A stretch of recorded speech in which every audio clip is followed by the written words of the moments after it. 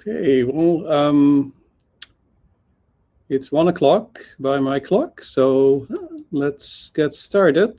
I would like to welcome everyone to the Tools and Environments 5 session, where we will have, it looks like, at least 3 talks on various topics related to testing and tools and environments. As far as I can tell, the authors of the first paper are not here. If they join later, we'll schedule their talk towards the end, but I think we should just get started with the second talk. It will be 5 minutes exactly. I will try to keep track of time. And then after all talks have been given, we will have a discussion where people can ask questions to any of the presenters. Have some more discussion if time permits. So with that, I would like to get started with the Flaky Me Laboratory Controlled Test Flakiness Impact Assessment talk, which will be given by Renaud, and I'll turn it over to him. Thank you for the introduction, Frank. So let me share my screen. So, oops, I spoiled a bit. So you should see my screen now, if everything is working properly. So let me start. So yeah, in this talk, I will introduce you the paper Fluckiness Laboratory Control Test Fluckiness Impact Assessment that we do at the University of Luxembourg, and it was a team effort with the University College London. So before going to anywhere, I would like to just remind everyone what a Flucky test is. So if you look at the test here on the screen, you see that we have an assertion that is checking that the time of the day is morning. Unfortunately, if you run these tests in the morning, it will pass because it will be the morning and then everything will be good. However, if you run it during the evening or the afternoon, it will fail because actually it's not the morning, but it's the afternoon. So you see that this test with the exact same code and the exact same test, based on the time of the day you run it, will have a different behavior. So that's what we call flakiness. It's when a test can, with the same input program on the test, but also the same test, pass or fail in different situation. So the problem is that sometimes your software engineering techniques rely on the outcome of the test. So if this outcome now is not reliable, then how is it really impacting and your software engineering programs and techniques, and how do they behave after this after this appearance of flakiness? So for instance, if we take mutation testing and you have tests that are flaking, so that means that they have raising false alarm, then you will inflate the mutation score because they will kill mutants that should not have been killed. In automatic program repair, on the contrary, if you have tests that are failing for no valid reason, then you might have some patches that were actually supposed to be validated by your technique, but will actually not will be disregarded because of the fact that the test failed for no valid reason. And finally, when you do fault localization, you really rely on the type of on the coverage of the test that fails to locate your fault. But if random tests are failing, then you will be all over the place when you are trying to assess your tool. So the question now is, how can researchers measure the impact of flakiness on methods they propose? Because as I was saying, this flaky failure appear randomly, or at least in very specific environment that might be difficult to reproduce. So to solve this problem, we propose FlackyMe. So FlackyMe is a tool that will actually inject flakiness in test suite. So for that, you start with a test suite that doesn't have a flaky test, so that is a green. And then we propose a fluckiness model. So here, either you use one that we provide, or you actually come up with your own fluckiness model. So the idea here is that all tests are flaky, as it was said earlier in this discussion, but they don't have the same probability of flakiness. And so here we try to represent that difference between tests with using this model. So now that we are actually injecting our flakiness, then we will have some tests that will have a flaky behavior. And so you can now control this flakiness by actually increasing the the nominal flake rate, as we call it, which is basically the number of tests that will flake during your execution. And so in this way, you can actually have a controlled environment to simulate flakiness and to inject it in your different pipeline that I use to measure the effectiveness of your software engineering techniques. So now let's check on the impact that Fluckiness has on the software engineering techniques I was mentioning. So let's look first at mutation testing. So you see in mutation testing, as we increase the nominal flake rate, that means as more and more tests start to flake, actually we see that the mutation score, which is basically the number of mutants that have been killed by the test rate, remains relatively constant.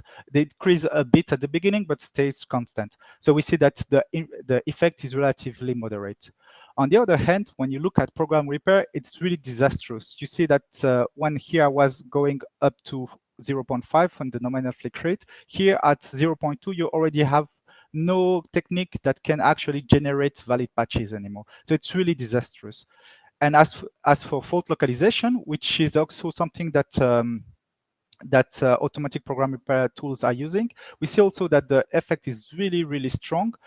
Here, what I'm showing is that the number of failure that were actually correctly located is really dropping to 0 quite fast. And this is how I will end my talk. Thank you.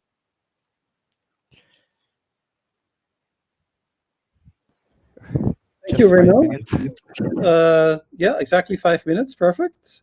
So fortunately, the presenters for the first paper have been able to join us. So let's skip back to talk number 1. This is Reflect, a library for compile time reflection in Kotlin. And it will be given by Anastasia. Okay, can you hear me and see my screen, yeah? Yes, go ahead. Okay. Hello, everyone. My name is Anastasia, and I'm a researcher at JetBrains Research. And I would like to present our work, Reflect, a library for compile time reflection in Kotlin. First, let's define what reflection is in general. Reflection can be defined as the ability of a program to manipulate as data something representing the state of the program during its own execution. A simple example of reflection is type modification, which is common for model languages, for example, instance of or is operator in Java and Kotlin, respectively. In our work, we consider one of the reflection tasks is collection of the classes, object expression, and functions that satisfy some search condition. But I should note that we limit this task only to cases where all entities can be found during the compilation of the project. Reflection approaches can be divided into 2 groups according to the execution time, runtime and compile time. Runtime approaches usually scan all classes from class paths and use Java reflection API under the hood. And the most popular libraries for Java for runtime reflection are reflections and class graph. The main drawback is performance degradations caused by the class path scan. Next, compile time approaches usually index classes from class paths during the project compilation and use this information at runtime to avoid scanning class paths again. But to detect classes that should be scanned, developers should mark classes by from libraries, for example, from class index library, and if something will change, you should change it manually. It increases code complexity and is convenient for developers. Although this approach doesn't solve a more general task, for example, searching for function by custom user conditions, for example, for looking for functions with special name, with special annotations, with special properties of the function. All the described approaches have their pros and cons, and in this work, we propose a new approach leveraging the Kotlin compilation process, is Reflect. Reflect is a reflection library that provides means to search for classes, objects, and functions in Kotlin source code at compile time. Reflect consists of 3 main parts. It's 2 DSLs with core and extended functionality, a Gradle plugin to make it possible to use the plugin in a project, and a Kotlin compile plugin that implements compile time resolution of reflection squares. All the Reflects is open source and available on GitHub. Let's consider the DSLs. Firstly, the core DSLs resolve two types of queries. The first is finding classes and object expression with specific annotations and supertypes, and the second one is finding function with specific annotations and signatures. An example of this query shown in the slide. For example, this query allows searching for all public classes in a project that inherit from class A and have annotation C, and all classes in the final list with entities will be cast to the class B. Yes. Next, the extended DSL also resolve two types of queries, but they are more general. The first one is finding classes and object expression by custom condition with a specific supertype, and the second one, finding function by custom condition with a specific signature. The condition of the query allows operations with entity properties. For example, filter entities by their names, or check if a class is open, or check if the object is companion object, and so on. An example of this query is shown on the slide. In this query, allow searching for all public top-level functions with name foo and without arguments and with return type unit. Next, the main part of the Reflect project is the compile plugin, but I will not describe it in detail because we limited in time. The main idea of the Reflect plugin is to replace each Reflect query with a list or a set of entities that satisfy the Reflect query. For example, if we have only one class C that satisfies this Reflect query, we replace the whole query to a list with C class at compile time. Then at runtime, we will not search entities since we already have the list with them. Next, in the end, we implement this approach in the evaluate of the Kotlin project. Kotlin is a framework created with JetBrains to facilitate the development of serverless applications in Kotlin. In Kotlin, the application startup time directly affects the overall amount of the required resources. We use Kotlin as a library with two projects, the Kotlin documentation website and the web service to shorten the web URLs. In total, we replace two types of queries. Finally, the compilation time significantly increased by about 1% for both applications as well as for the compilation in Kotlin itself. The most interesting part is difference in application start type. The overall time of the application start decreased about 14% and 70% for both projects. Moreover, the execution time of the reflection library directly correlates with the number of classes it scans, because the larger the application is, more improvement we can get when migrating from standard runtime reflection libraries like class graph or reflection to the proposed compile time reflect approach. That's all. Thank you for your attention. If you have any question, I'm ready to answer it. Yeah. Thank you, Anastasia. We'll hold questions until we're done with all the presentations. So let's move on to the third talk, Semantic Image Fuzzing of AI Perception Systems. And Trey Woodliff will be presenting this talk. Great. Thank you for the introduction. You can hear me? We're good?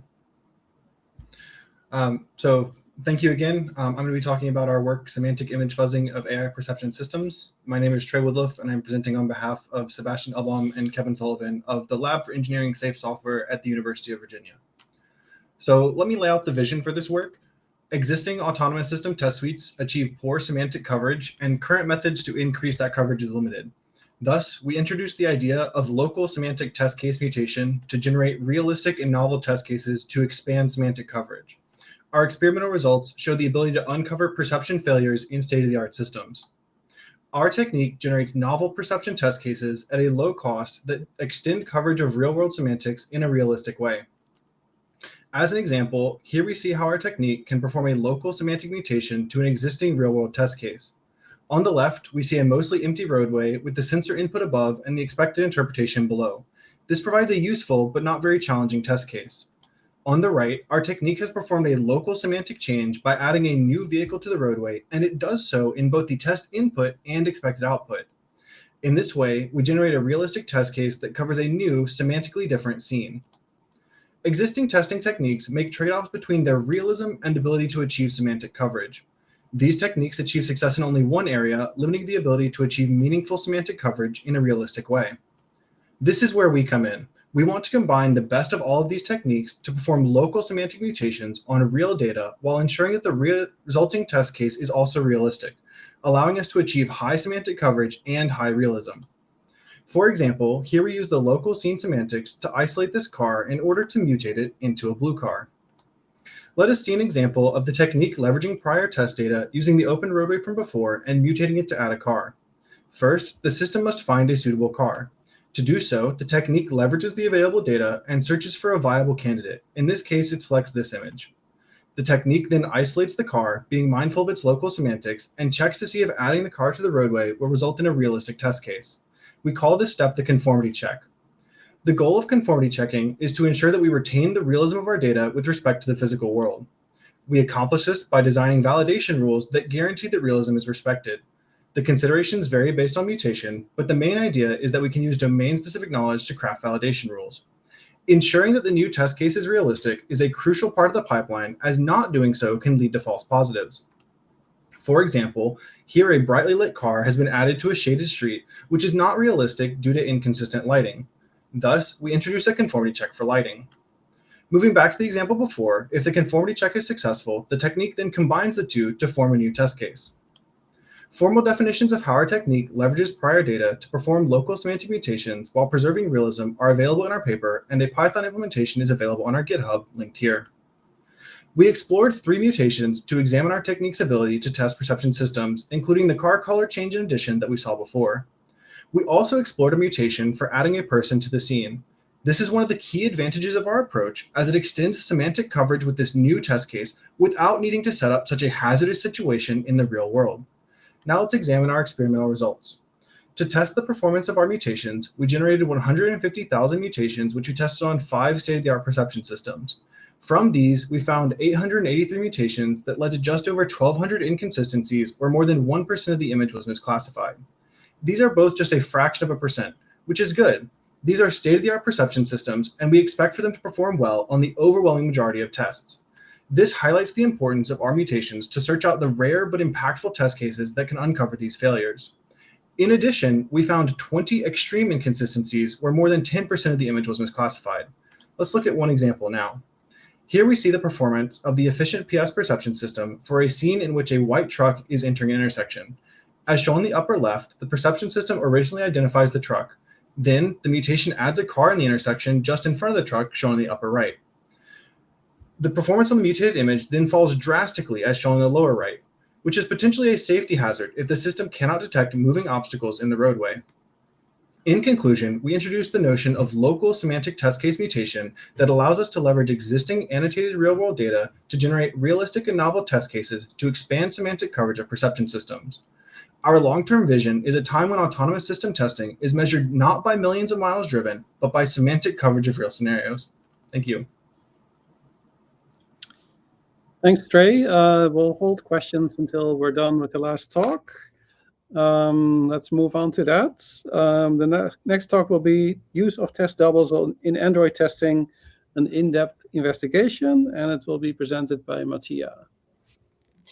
Thank you, Frank, for the introduction. And as Frank mentioned, my name is Mattia Fazzini. I'm an assistant professor at University of Minnesota, and today I'm going to present our study on test double in Android testing. This work was done in collaboration with researchers at University of Minnesota, the MDS Software Institute, and the Georgia Institute of Technology.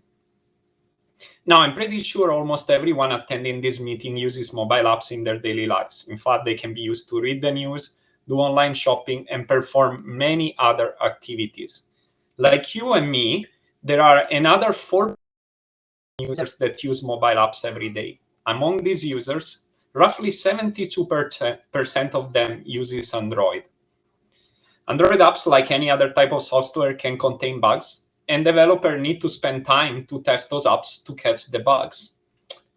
However, testing can be challenging, as Android apps perform a large number of interactions between tightly connected components, and specifically, Android can have this inter-app communication within the app itself, but also have a large number of interactions with external components. For example, Android apps can interact with the Android framework, third-party libraries, framework components, hardware sensor, and so on. Considering how Android apps are composed, testing can be problematic for multiple reasons. First, there might be flaky tests. Second, tests can be unnecessarily slow. And finally, testing results might be affected by interference bugs. Test doubles are a possible solution to these problems. And test doubles are test-specific components that replace existing components for testing purposes. You might have heard, yeah. Sorry to interrupt. I think there's maybe some issues with your slides. I see some overlapping texts. I don't know if other people also see that. I see that myself as well, and I think it's a connection problem. So that's my previous slide. Let me try to change just one setting, if that might improve the situation. But all right, let's see. So now I'm just sharing the presentation and not the screen. That's the difference. Let's see if we found a bug or not inside either Keynote or MediaSpace. All right. Mentioning that test, and Frank, thank you for letting me know about this. Test doubles are test-specific components, and these components replace existing components for testing purposes. You might have heard referring to this type of components as mocks. However, I'm using the term test double as it is a more general term, and indeed, there are different types of test doubles, and mocks is one of them. So test doubles can be used during test execution to provide certain outputs given specific inputs, and can also be used to verify that certain interaction happened during test execution. And based on how these things happen, so what type of outputs are returned and what type of interaction are checked, there can be different types of test doubles. Although test doubles can be extremely useful for Android apps, little is known on how developers create and use test doubles in Android. The goal of our study is to shed light on this and actually provide actionable insights for future research on the topic. To achieve this goal, we investigated 5 research questions. The first research question, we looked at what are the most popular frameworks or approaches to create test doubles. The second research question was about a categorization of the classes that are actually replaced with test. Then we looked at what types of test doubles developers create, how the test doubles are used by the test, and finally, we also saw whether there could have been some issues associated with test doubles. And we answered the first research question by looking at a data set of more than 1,000 apps. And we answered the remaining research question on a more focused data set of 10 apps. And the reason behind that was that to answer the research question, we needed to do extensive manual analysis. And so we focused on 10 apps. And in the remainder of this presentation, I will present our insights from our results, and I invite you to read our paper to actually know the details about the results. So in terms of actionable insights for researchers and practitioners, first, it's very important that we work on creating and helping developers create test doubles and also maintain them, because we found that a considerable number of apps actually use them in their apps and in their tests. Second, if we create tools, we should support Mockito, Kotlin, because these were by a large margin the most popular frameworks. Third, we should help developers create test doubles, and we should focus on creating stubs, so providing answers, so output to specific inputs. But also is very important, the future researchers should focus on suggesting which interaction to verify during test execution. As we saw that the test use both stubs and mocks, so verify interaction opportunity to automatically suggest which test doubles to replace within the test cases, because we found that some of the categories emerged from our categorization actually have some properties. For example, some classes tend to be defined within the Android framework. And finally, very important is also to provide techniques to help debug test doubles. And we found instances of bugs. So because of some test doubles were not created properly, then some part of the code was exercised, but was not the intended one by the test. And also we found a large number of unused stubs, and those unused stubs led to test code smells. This slide summarizes this presentation. I just want to point out that our study artifact is publicly available, and this presentation, these slides concludes my presentation, and looking forward to the discussion session. Thank you very much, Mattia. So I think that concludes all of our presentation, so we can move on to having some questions. I would suggest that we do that by having people raise their hand if they virtually or I guess live, and I will call on you so that we can make sure that everyone has an opportunity to ask questions. So who would like to kick us off with a first question? Raise hand.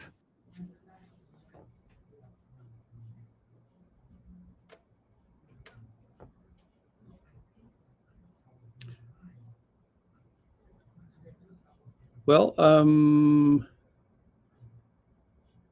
all right, Renaud, why don't you get started with the question?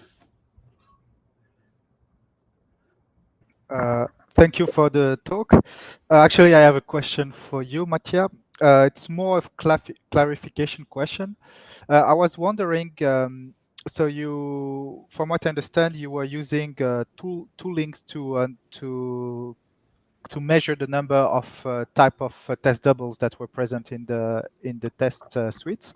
And I was wondering, because when you have fake, you might be more and prompt to not use tooling actually, but to really recreate a logic by yourself. And so wouldn't it explain why you have such, I mean, in the paper I was seeing that the number of fakes is really low. Could it explain why this number is really low? And when I'm thinking also about tools like, what's the name, test container, you would not really see it in the test, right? It would be in the configuration. So could also explain this low number of fakes.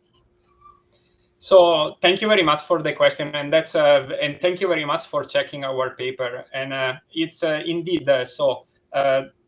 Just to provide more context for the people attending, in case you haven't looked at the paper yet, what we did is to first see which are the most popular tools that are used within the 1,000 apps.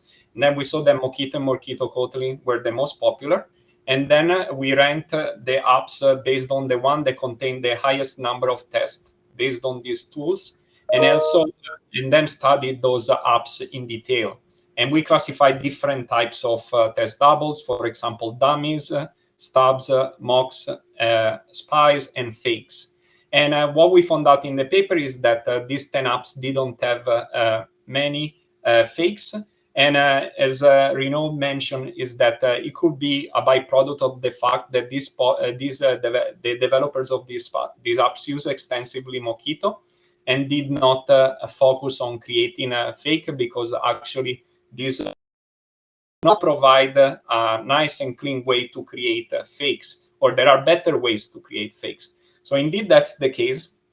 At the same time, we did on the whole apps, we actually had a way in which we checked whether these apps were creating fakes using inheritance, which is a common way to create them.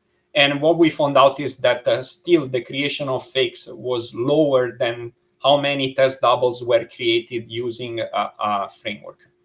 And so to answer your question directly, Renaud, yes, it could be that because the developers focus on some tools, they were not creating fakes.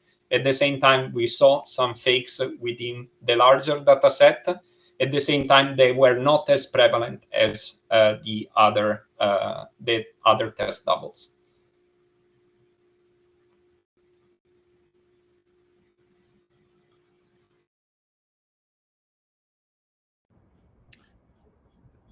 Okay, any other questions?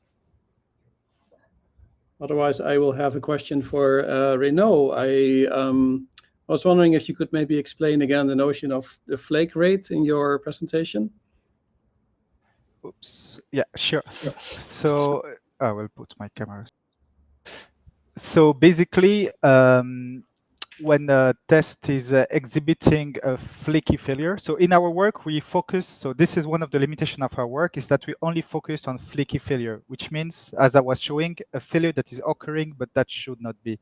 Another example that I could have given is, for instance, your tests rely on network access, on internet access. You don't have internet, so it will not work, right?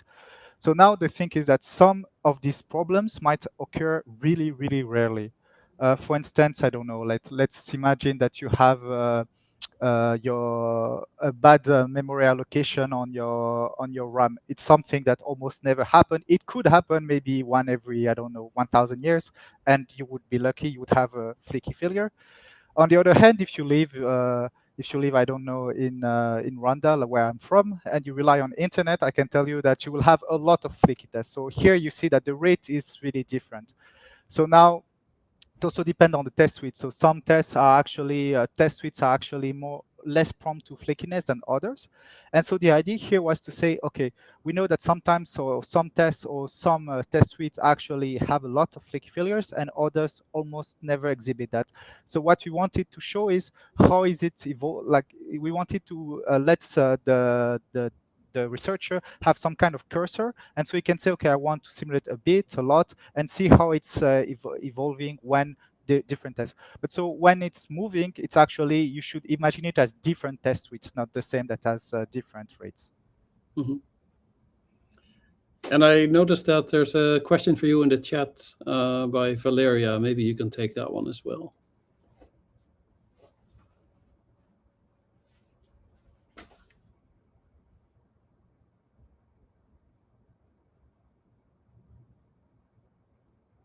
So the question is, how is the analysis of the injection of Fluckiness done? Is it done only at the test class level, or is it at the production class level? So actually what we output, so what Fluckime is outputting is basically a log on exactly where we had an assertion that was raised. So we have the stack trace of the test that failed, basically. So Fluckime in itself just gives you raw data. Then whether it's your choice to do whatever. Our goal here is not really to provide all the tooling for the analysis, because depending on what you want to do, you might want to process the result differently. But what we produce is a way to actually inject and monitor those failures. So the output basically is the stack trace where some kind of exception was raised in a Java project.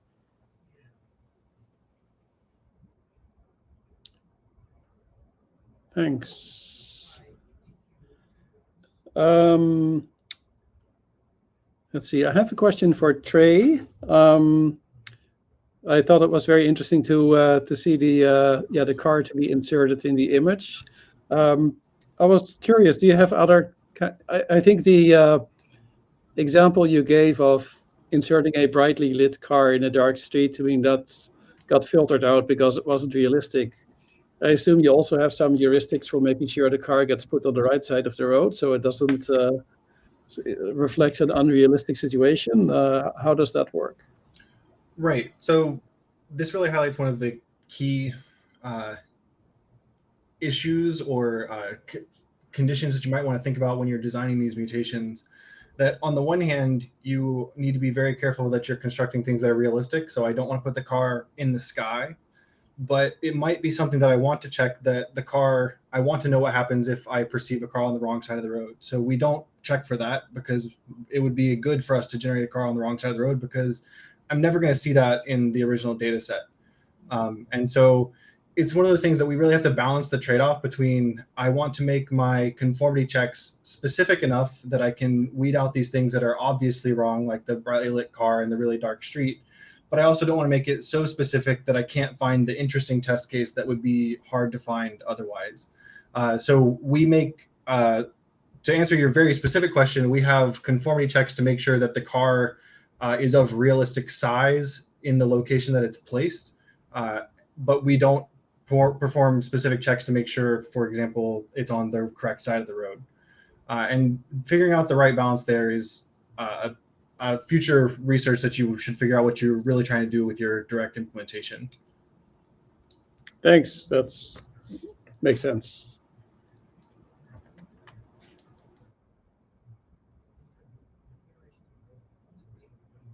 Go ahead, Renaud. Thanks. Sorry for not knowing how to use the system. So thank you, Trey, for your presentation as well. I also have a question regarding the way that you actually validate your mutation, because what I was wondering is I know of some research that is specialized in detecting a tempered image, right? So it's basically where you put like basically what you do, your mutation. And so I was wondering, could it become that actually your model, when you are injecting those mutations, becomes super good at detecting the injection of mutation instead of the semantic that you are trying to inject in the system? Yeah, so that's a very good insight there. Yes, there are purpose-built machine learning systems that are in the same line of image tampering detection to say, like, for example, the canonical example is somebody has produced a fake news report of the president saying something they didn't say. Can we detect that has been tampered with to say that this is something that we should avoid? And yes, we suffer from the same sorts of things, that I am performing an image manipulation. These sorts of techniques could be used to come back in and check to say this image is tampered with in some way. And there's two ways that we can go about this. The first way is we can make the mutations more advanced to try and defeat these techniques. But more to the point about your question of, are we generating valid test cases for these systems? There's two things about that. The first is we are trying to capture the real world semantics as perceived by the person running the test. So to validate these test cases, the authors sat down and looked through to check for, does this image look realistic? Does it pass the eye test, as opposed to does it pass this hyper-specific pixel-based machine learning method, which is looking for like pixel artifacts as opposed to overall scene realism. But also to the more direct point, these systems are not exhibiting failures on the test suite as a whole. So we generated 750,000 of these tests, and we only found 1,000 failures, which indicates that these systems are not checking for these types of small image tampering in their ability to perceive these things, which is understandable. These are perception systems for the roadway. They're not image tampering systems. But it's well taken that future research in this direction should really try and balance the need to make the image realistic in the way that these machines interpret the image, as opposed to realistic in the way that the human perceives the image, which is a fine line to walk there in the way that we do our conformity checking. So there are ways that we could go about making these more tamper-proof or done in a way that combines them in a more pixel-level realistic way, as opposed to a scene-level realistic way.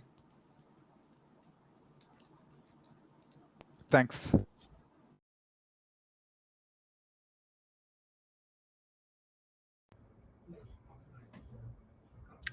If anyone else has a question, please,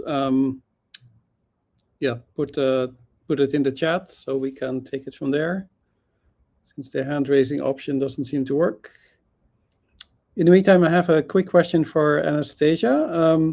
So the tool you presented is specific for the Kotlin language. I was wondering if you could maybe tell us to what extent the technique would carry over to other languages. Yes, thank you for the question.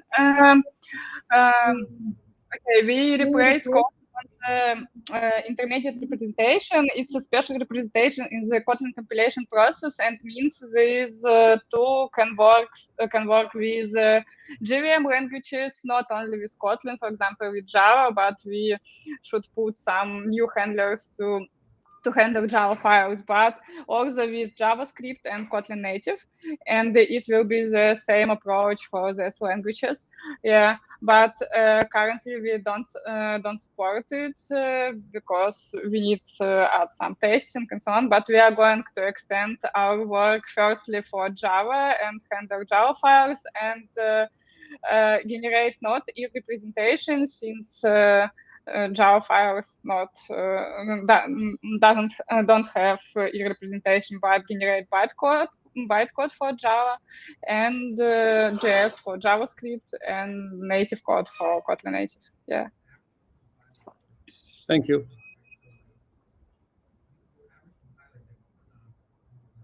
Renaud has another question. Yes, so it's a bit a similar question, but for Trey. So basically, the way that you define your semantic is by setting up a set of constraints that you have to respect in order to be able to somehow say that you are semantically correct, if I understood well. So I was wondering if, so now we have the two cases where there was the changing of the colors of some entities and also placing new entities in an image. So that, I think it was pedestrian and cars. So now if you would have to add a new type of mutation, how much can you actually reuse from the knowledge that you had from the first set of constraint, or is it just every time you add a mutation you have to redesign and rethink of the concept of constraints from scratch? I don't know if the question is clear. Maybe the question is how generalizable are the constraints? That's the question I wanted to ask.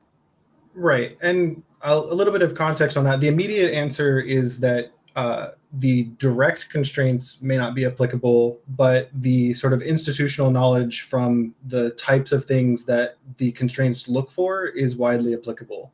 But what sorts of constraints you're checking for depend on what sorts of mutations you're making and even what your sensor you're targeting. So here we've worked with just camera images. A lot of these systems for autonomous vehicle perception use LiDAR point clouds to detect how far you are from an obstacle. Well, if my sensor input is only telling me how far away I am from the obstacle, that's not getting color information. So the brightness is no longer a consideration, but I still need to make the conformity check for, is this at a realistic position in the world? So what I'm checking for, that it's in a realistic position, is the same, but the manner in which I go about doing that is different if I'm targeting LiDAR than camera images, for example. And so at the highest levels, what you've learned from doing your previous mutations, conformity checking carries forward, but the way that you do that is specific to the mutation that you're doing. It would be really nice for us to have a sort of catch-all check at the end to say, regardless of everything that I tried to do to make it realistic, let me ask this oracle if it's realistic or not. And that's something that we've explored along the lines of the image tampering detection. Instead of did it get tampered with, I would like it to say, no, I don't think this was tampered with. It is in fact realistic. That sort of high-level, generally applicable oracle is currently beyond the state of the art in the graphics area. So we would like to get to that, but currently it is specific to the mutations, the sensor modality, and the data that you're using. Yeah, I don't know if you saw, there is a line of work in crafting adversarial example under constraints, which basically remind me of your work. I don't know if you check that type of work, but basically the ultimate goal is kind of the same, where they are trying to build an adversarial example, which is basically what you are doing with your mutation.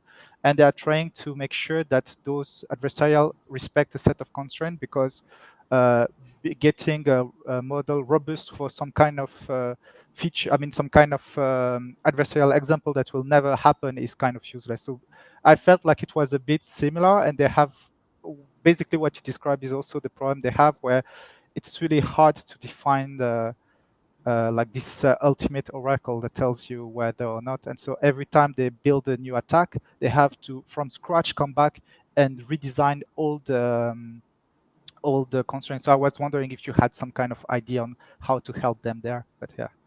Right. So I think one of the distinctions there, a lot of the adversarial attack research focuses on ways to do hyper-specific mutations following a really specific direction. And a lot of those use machine learning models, sort of a GAN-based framework, to try and generate something that is increasingly realistic in a very specific direction.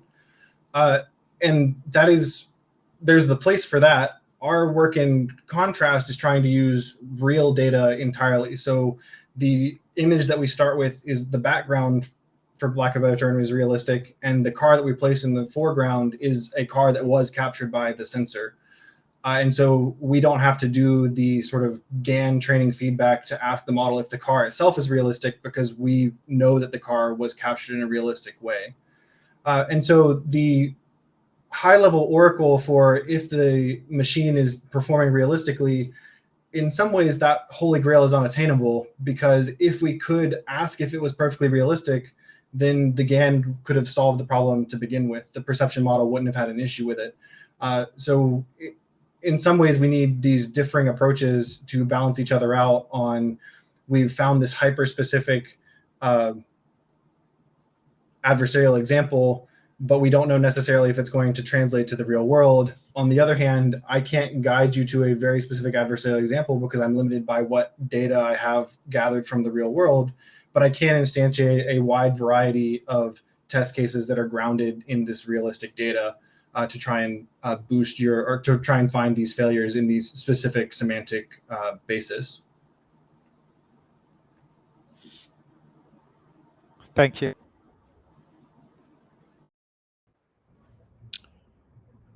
Any other questions?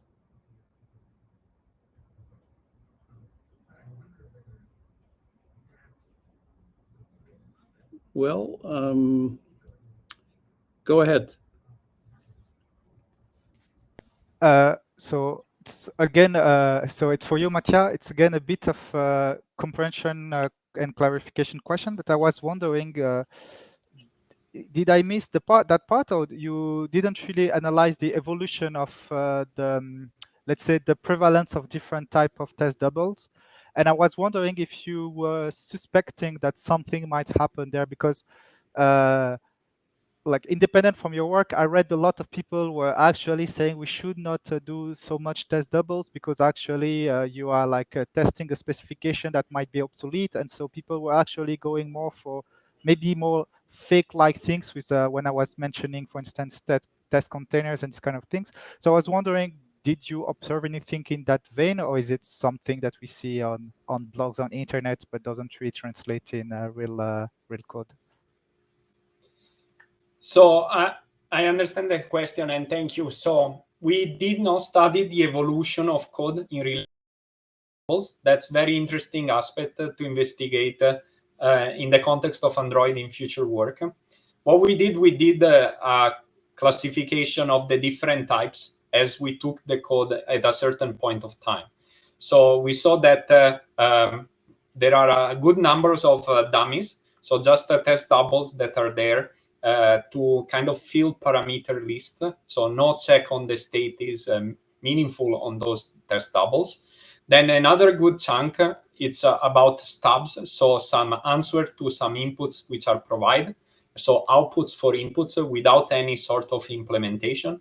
And the final one are mocks, which contains both answers to inputs, but also verify interactions.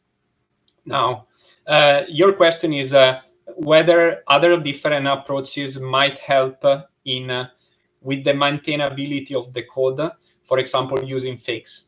The answer is that I don't know. We didn't investigate about that. My guess about that is that even fakes can introduce problems because those are simplified implementations. So if the semantics of the implementation changes, then even the simplified implementation might not apply anymore. So having said that, what we have seen is that 40% of the apps that we analyzed, and just to put additional details for the people that are join the session, is that those apps, all of them have tests. So 40% of the apps we test actually use test doubles, and so that's that's quite a bigger percentage. So developers find them useful. In our study, we also identified when they think it's useful, so we categorize the classes. And just to be more specific, it's we found that when you are dealing with the network, then those things, test doubles can be used when you're dealing with database access. But in the context of Android, we saw that when you try to deal with a part of the GUI of the app, you tend to use that. And the reason is because when you actually run unit test, you tend to you have the possibility of running not on device, but on the JVM. So you don't really have access to the. And then the final thing is that you have configuration. So you want to test for certain configurations. And those are very common in Android app. And so some classes which are related to configuration are then being replaced. So again, I think it would be very interesting to see whether testing with or without doubles is more or less fault prone in terms of the bugs that can be detected and which one that cannot be detected. And that could be interesting to explore in future work. Thank you. And I like that you mentioned Fluckiness, I mean, the network example, because this is exactly, people talk about maintainability, but having a Flucky test suite will also really increase your maintenance. So that's something that really balance each other. Thanks.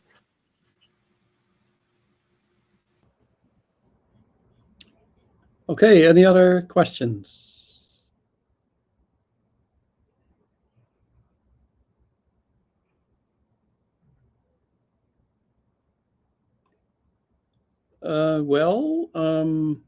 If there are no further questions, I think we can conclude the session a little bit early, which is, I think, okay, given that we only had 4 talks. I would like to thank all the speakers again and all the others for participating in lively discussions, and hope to see you around at some other session or hopefully in person in a couple of weeks. Thank you, Thank Frank, you very for much. sharing this. Yeah, thank Bye, you. everyone. Bye. Thank you, Bye-bye. everyone, for Thank you. Yeah. Bye.